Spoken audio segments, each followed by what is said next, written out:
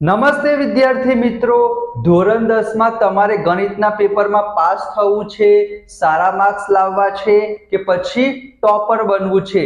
13મું chapter આંકડાશાસ્ત્ર તમારા માટે ખૂબ જ જરૂરી છે, કારણ કે તમને ખબર હશે તમારા બોર્ડના પેપરમાં બેઝિક ગણિતના પેપરમાં આંકડાશાસ્ત્રમાંથી 16 માર્ક્સનું પૂછાશે। વિભાગ એ માં વિદ્યાર્થી મિત્રો 3 માર્ક્સના હેતુલક્ષી આવશે, વિભાગ બી માં 2 માર્ક્સનો એક દાખલો આવશે, વિભાગ સી માં પણ 3 માર્ક્સનો એક દાખલો આવશે અને વિભાગ ડી માં 4 માર્ક્સના વિદ્યાર્થી મિત્રો 2 દાખલા પૂછાશે। તો ટોટલ 16 માર્ક્સનું ચેપ્ટર છે।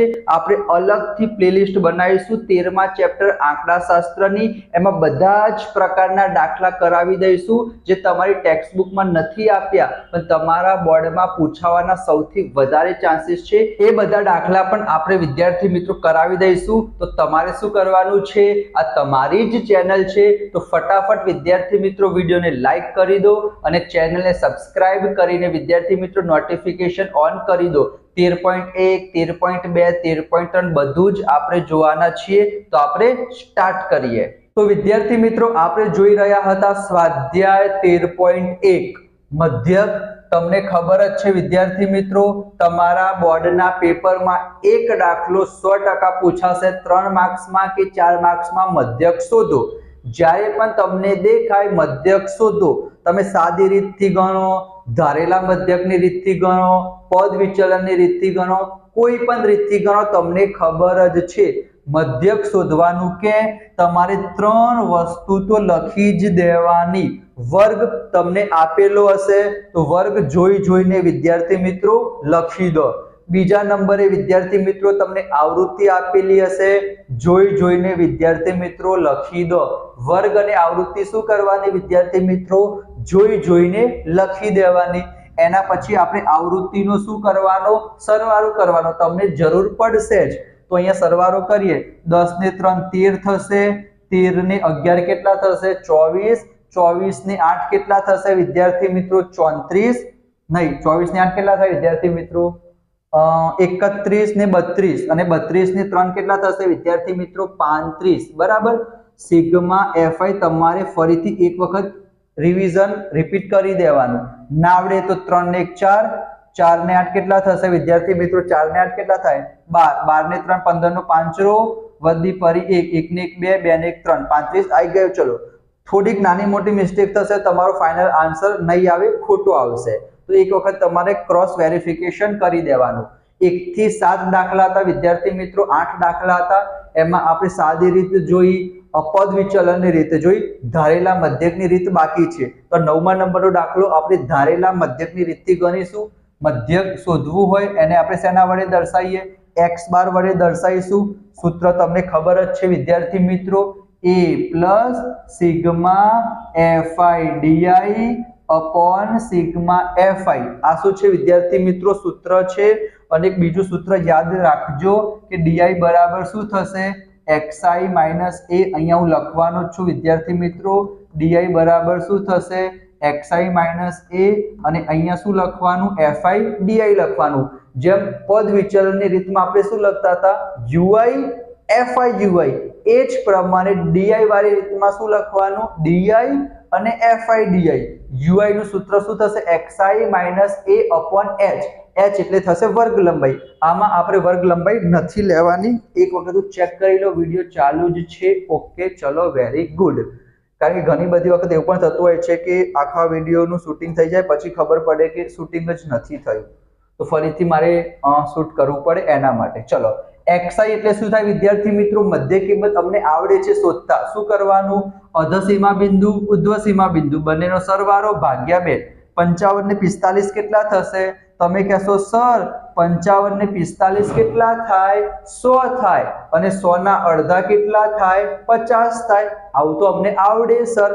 હવે શું કરવાનું, બધામાં કેટલાનો ગેપ છે, તમે કહેશો સર બધામાં 10 10 નો ગેપ છે, 10 10 નો ગેપ હોય તો 10 10 આપણે ઉમેરતા જવાના, 50 60 70 80 અને 90, અને છેલ્લું ચેક કરી લેવાનું આપણી સંતુષ્ટિ માટે, 85 ને 95 કેટલા થશે 180, અને 180 ના અડધા કેટલા થશે 90, એકદમ સાચું। મધ્યક શોધવાનું કે કોઈ પણ રીતથી ગણો, વર્ગ જોઈ જોઈને લખી દો, આવૃત્તિ જોઈ જોઈને લખી દો, સરવાળો કરી દો, મધ્ય કિંમત પણ તમે લખી દો.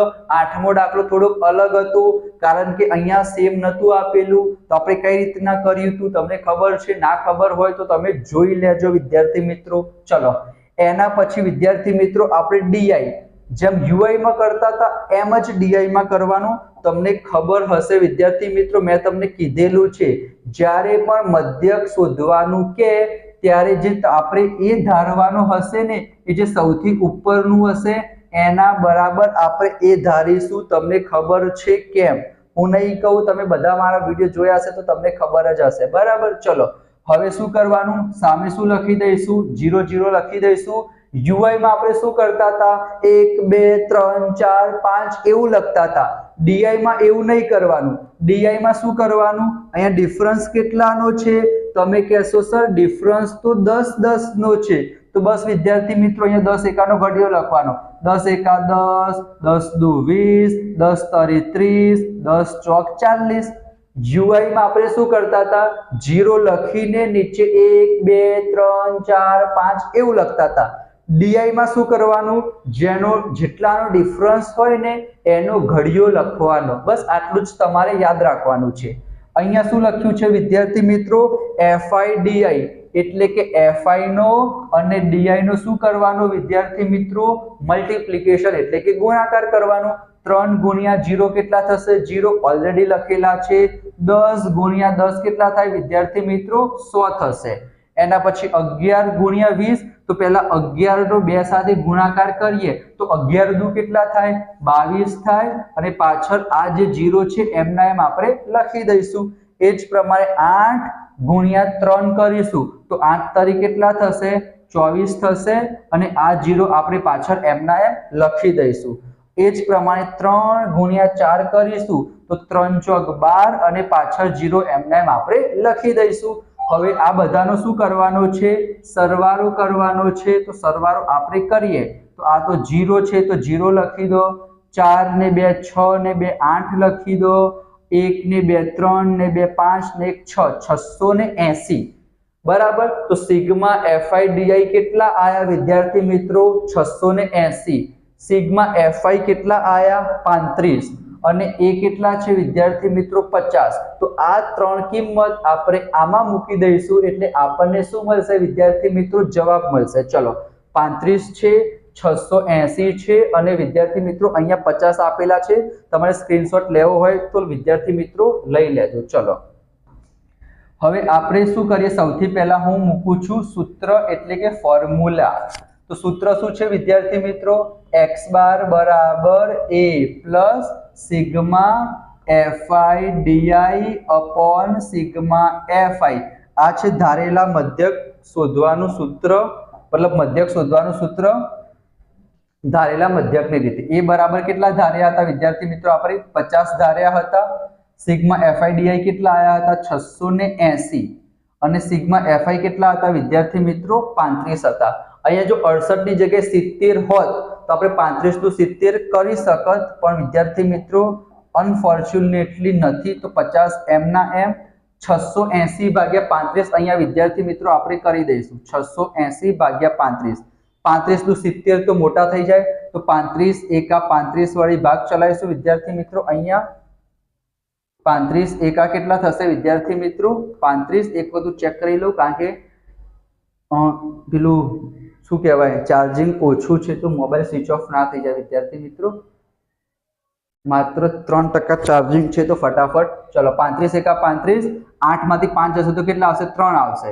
6 માંથી 3 જશે તો 3 આવશે અને 0 ને આપણે નીચે ઉતારીશું. હવે આપણને એટલું તો ખબર પડે કે 35 ગુણ્યા 10 કરીશું તો 350 મોટા થઈ જાય. તો 35 ગુણ્યા 9 એક વખત ચેક કરીએ આપણે. 9 પંચા કેટલા થશે? 45 નો 5 વધી પરી 4. 9 તરી 27 ને 4 કેટલા થશે? 31. 315 ભાગ ચાલશે તો 35 9 કેટલા થશે? 315. 330 માંથી 315 જશે તો 15 આવશે. ભાગ નહીં ચાલે પોઈન્ટ, અહીંયા આવશે 0. હવે 35 ચોક કરીએ. 35 ગુણ્યા 4 5 ચોક 20 ની શૂન્ય વધી પરી 2. 4 તરી 12 ને 2 14 140. તો 35 ચોક કેટલા થશે? 140. બરાબર. અહીંયા 10 વધશે પોઈન્ટ પછી એક અક્ષર ચાલશે વિદ્યાર્થી મિત્રો 19.4 આયા, અહીંયા લખી દઈએ 19.4, તો 50 માં 19 ઉમેરીશું તો કેટલા થશે 69 થશે 0.4 એમને એમ, અને અહીંયા કૌંસમાં તમારે વિદ્યાર્થી મિત્રો શું લખી દેવાનું આશરે અથવા તો એપ્રોક્સ એવું લખી દેજો, જેથી તમારો અડધો માર્ક્સ પણ વિદ્યાર્થી મિત્રો એ લોકો ના કાપી શકે. સ્ક્રીનશોટ લઈ લેજો વિદ્યાર્થી મિત્રો. બહુ જ મહેનતથી સ્વાધ્યાય 13.1 ના 9 દાખલા અહીંયા આપણે ફિનિશ કરીએ છીએ. હવે આપણે 13.2 બહુલક તરફ પ્રયાણ કરીશું નેક્સ્ટ વિડીયોથી. તમારી ચેનલ છે, ચેનલ સબસ્ક્રાઇબ કરજો, નોટિફિકેશન ઓન કરજો. પહેલા ચેપ્ટરથી લઈને છેલ્લા ચેપ્ટર સુધી બધા જ વિડીયો તમને મળી રહેશે. વિજ્ઞાન જોવા મળશે, અંગ્રેજી ગ્રામર જોવા મળશે. છતાં પણ તમને કંઈ ડાઉટ હોય, કઈ ચેપ્ટર શીખવું હોય, કોઈ દાખલો શીખવો હોય, કમેન્ટ કરજો, વોટ્સઅપમાં મને મેસેજ કરો. એ વખતે તમને હું રિપ્લાય આપીશ વિદ્યાર્થી મિત્રો. તમારી જ ચેનલ છે, બહુ જ મહેનત તમે પણ કરજો, સાથે હું પણ કરીશ તમારા માટે. જેટલી પણ જરૂર હશે બધી જ મહેનત મારા તરફથી વિદ્યાર્થી મિત્રો તમને મળી રહેશે. સપોર્ટ કરો ચેનલને, તમારી જ ચેનલ છે, સબસ્ક્રાઇબ કરો, નોટિફિકેશન ઓન કરો, દોસ્તો સાથે શેર કરો. મળીશું નેક્સ્ટ વિડીયોમાં. ત્યાં સુધી જય Shri Krishna, Radhe Krishna. Thank you so much.